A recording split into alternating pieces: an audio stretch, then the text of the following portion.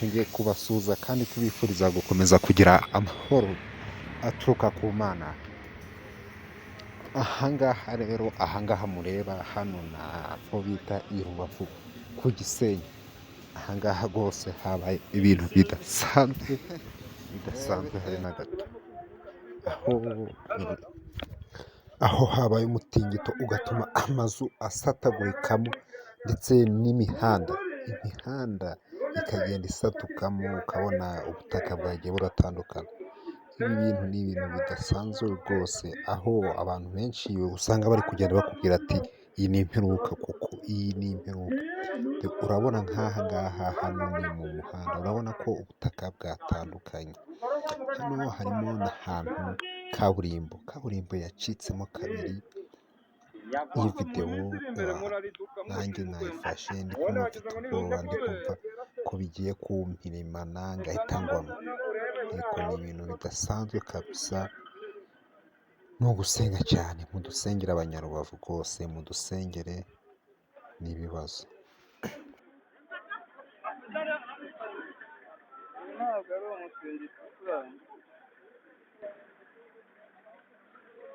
Ntabwo ari iby'umutingito, bifite impamvu kabisa.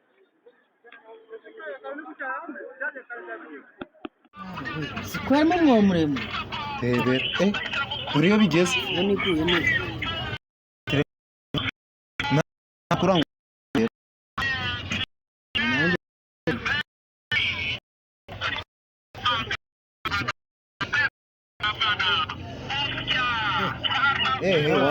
Kahari hasi. urahabonye Kakari hagati. Aho kagurutse. uri gukomeza Oya da.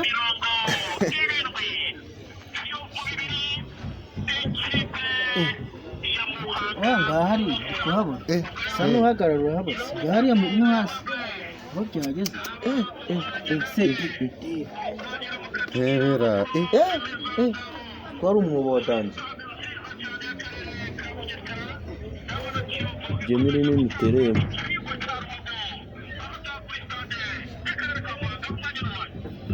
Hari. Nagiye hasi. Birakomeza nuko wasanga byakase nk'ikoni. Cyakora. Wasanga byakase nk'ikoni. ese uyu murongo ugeze, Uyu murongo hajya ngo no mu byahi ugezeyo. Byahi watambutse mu bitaro bya Byahi.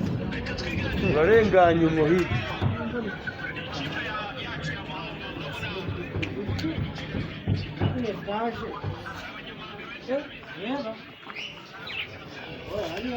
Etaje ari hano aho yaguye, Hari.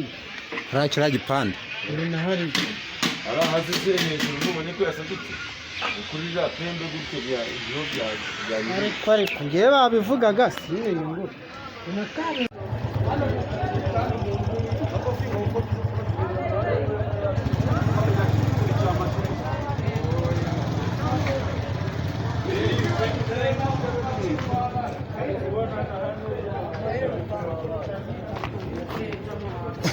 Sengaja nih.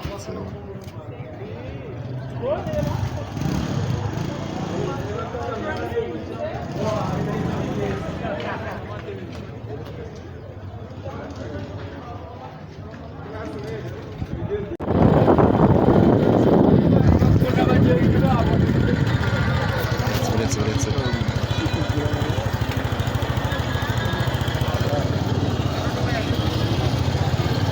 Mana tapi gendera nadi.